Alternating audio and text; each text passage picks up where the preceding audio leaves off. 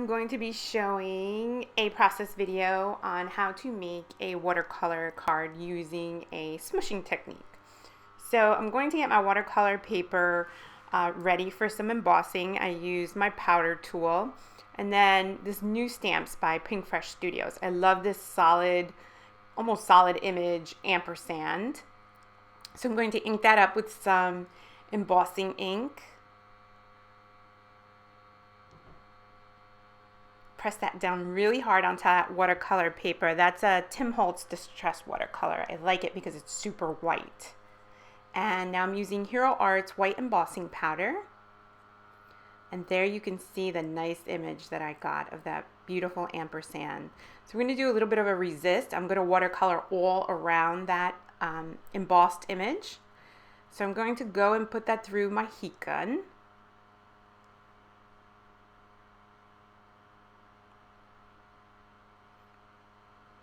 And now I'm going to tape it down to this plastic palette that I picked up in, I think, Michael's or something.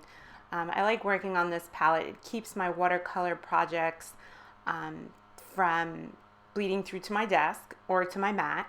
And taping it down really helps with the warping quite a bit. And I just use whatever washi tape I have on hand. I took out 4 different colors of distress ink. They are tumbled glass, peacock feathers, chipped sapphire, and salty ocean. It's one of my favorite combination of blues. So I put some down, spritz some water, and then I'm going to pick it up with a transparency. So this is just the backing of some chipboard stickers that I had around. And I'm going to go around that ampersand image. You can't even see the ampersand image on film anymore, but I can see it in person, and I'm just trying to fill up the spots all around. And I'm going to start out with that tumbled glass, which is the lightest blue, and then start layering on different shades of blue. And there's nothing really scientific about it. It just, I think this works better for me. I'm not as good with watercolor and a paintbrush yet. I'm still working on that. And this gives me a little bit more of time. It gives me a little bit more control about exactly where the color is going to go. Oops, excuse my head there. I was trying to lean over the project to really take a look at what I was doing. So this type of technique is a little bit easier to control, and I can also blot away. Sometimes I use a little too much water because I still don't have that ratio down pat yet. I'm definitely a beginner as far as watercolor goes. But here you can see even a beginner can kind of master the technique to an extent with these kind of little tricks. So I'm moving the color around. Now I'm going to use the darkest, which is the blue, chipped sapphire. And I'm going to layer it on to some of that tumbled glass. And I go back and forth with all the different colors. I did layer it quite a few times.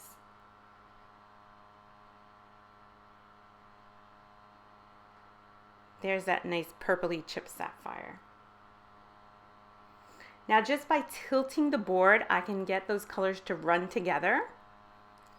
And that gives me a really pretty effect once it dries.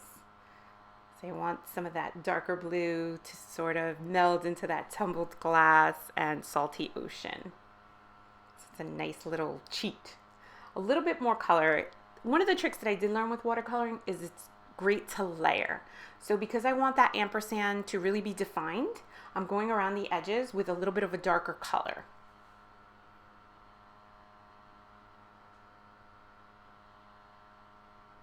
And I do let them dry, probably maybe a minute in between layers, maybe less. Here I'm going to do some splatters off to the right because the edge was looking a little too perfect, and watercolor edges really shouldn't, or maybe in this case, I didn't want it to look too perfect. And so I wanted it to run off the page a little bit. I knew that I was probably going to do the sentiment somewhere, stamp a sentiment somewhere in there.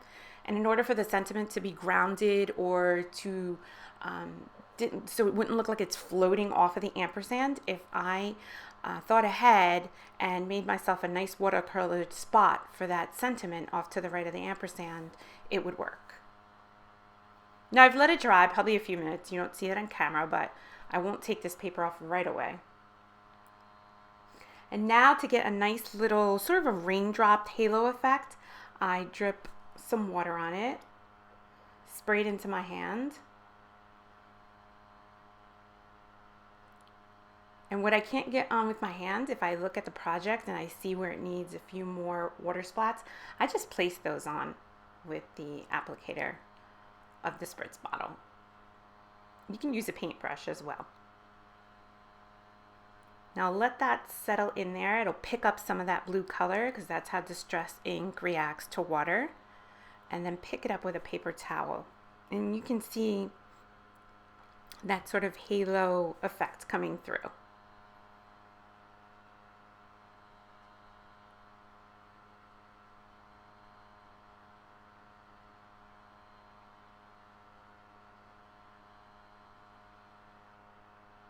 So next I'm going to use my Misty tool in order to get that sentiment down. And I usually do. After I put in this much work into a card, the last thing that I want is a crooked title or a title that doesn't stamp well. So I'll always use the Misty, and I use this little grid transparency to make sure it's nice and straight. And especially when you stamp on watercolor paper, which tends to be a little bumpy, sometimes I stamp it 2 or 3 times just to get a nice crisp image. I'm using VersaFine ink so that it doesn't run. It shouldn't anyway, but and we'll go really close to that ampersand. And I got lucky that time. I only had to stamp it the one time and I got a nice crisp image. But if I needed to, I could have stamped it again.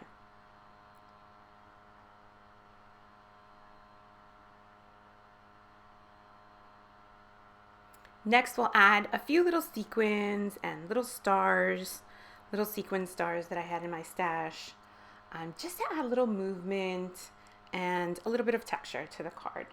And I'm not good with the sequins. They usually end up popping all over the place. So I use my tweezers, and multi-matte medium is my favorite adhesive for this because it dries so nice and clear. These are the little tiny stars. And I'll just sprinkle a few of those on just because of the card has kind of a dreamy effect. So I thought the stars would be a nice touch.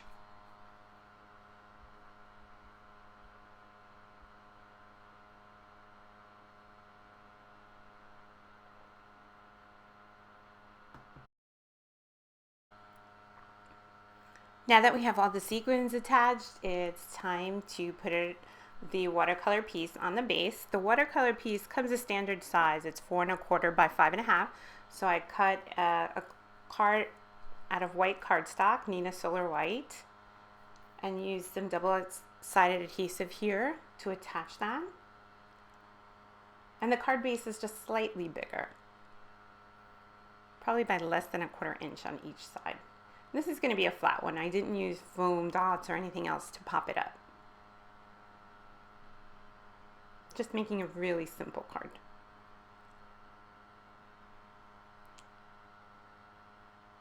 And there we go. A really simple watercolor technique using transparency. I think this is a great technique for beginners. Give it a try. Let me know how you do. Subscribe to my YouTube channel. I'll be making a lot more cards. I do other paper crafts as well, but I'm just starting to get into card making. So if you'd like to see the adventures of a beginner, follow me. Thanks for watching.